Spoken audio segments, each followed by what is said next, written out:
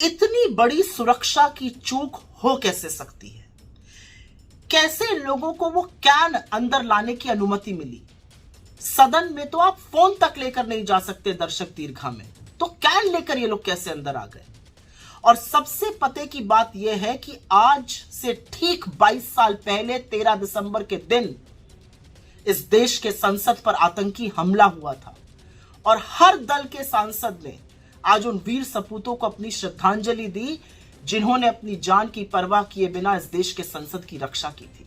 आज तो पूरे देश में रेड अलर्ट लगा हुआ है। आज तो सुरक्षा के जो बंदोबस्त थे वो और पुख्ता होने चाहिए थे, तो बजाय पुख्ता होने के दो लड़के देश के सदन में घुसकर आतंक फैला रहे हैं, अराजकता कर रहे हैं।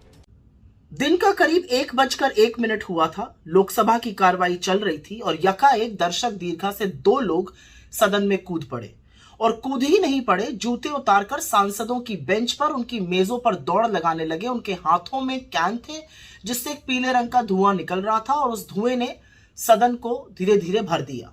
सांसदों ने सूझबूझ दिखाते हुए, जिसमें से प्रमुख तौर पर कांग्रेस के सांसद थे, गुरजीत सिंह औजला थे, लोगों ने उन लोगों को जकड़ लिया, उनको धर दबोचा। उस माहौल में भी, उस कौतूहल में भी राहुल गांधी जी सदन में मौजूद थे। वो तटस्थ खड़े रहे, शांत रहे और विचलित नहीं दिखे। तो वो जब डरो मत कहते हैं तो वो कहते ही नहीं है, करके भी दिखाते हैं। लेकिन बहुत सारे सवाल इस भारी चूक से उठ खड़े हुए हैं।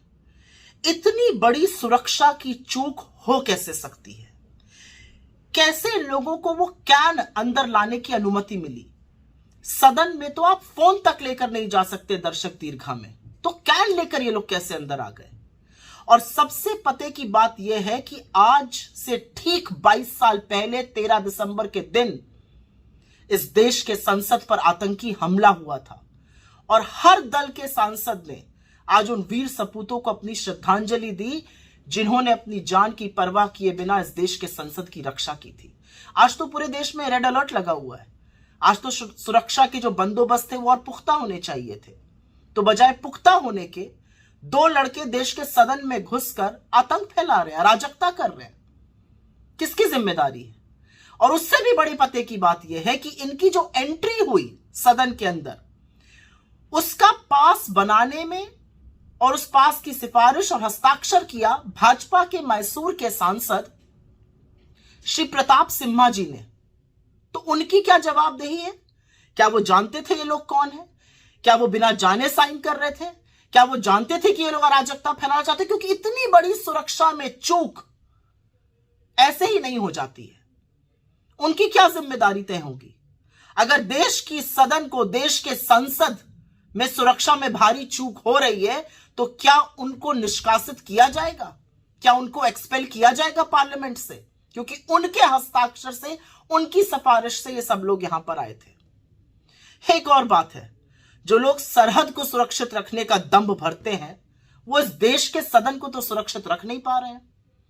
और इसीलिए मैं पूछना चाहती हूं, अमित शाह जी का बयान कहां है? कहां है मोदी जी? और कुछ क्यों नहीं बोल रहे हैं आज इतनी बड़ी सुरक्षा की भारी चूक में? उसके बाद एक और नजारा देखने को मिला। कुछ लोगों ने अराजकता अंदर करी थी, कुछ दो लोगों ने अराजकता बाहर करी थी। उनके हाथ में भी इस तरह के स्मोक बॉम्ब थे। उसको एक पत्रकार ने पकड़ लिया और फिर पत्रकारों का झुंड जो था वो एक दूसरे से जत्थम जुत्था लड़ने लगा कि ये उनको दिखाया जाए। पर ये तो एक साक्ष्य है सुरक्षा ब्रीच का। It is an evidence for the security breach. तो ये कैसे लोगों के हाथ में है? मेरा अपना मानना है कि इतनी बड़ी, इतनी भारी सुरक्षा में जो चूक हुई है उसकी जिम्मेवारी तय होनी चाहिए और इस देश के प्रधानमंत्री को सदन में आकर इस पर बयान देना चाहिए। आप सब जानते हैं कि जनज्वार का खर्च आपके जनसहयोग की बदौलत चलता है। आप भी जनसहयोग में शामिल हों और आज़ाद और स्वतंत्र पत्रकारिता को बनाए रखने के हमारे इस महाअभियान में शामिल हों। हमें इंतजार रहेगा आपके सहयोग का, क्योंकि आपका सहयोग ही हमारी मजबूती का सबसे ताकतवर रास्ता है। धन्यवाद साथी।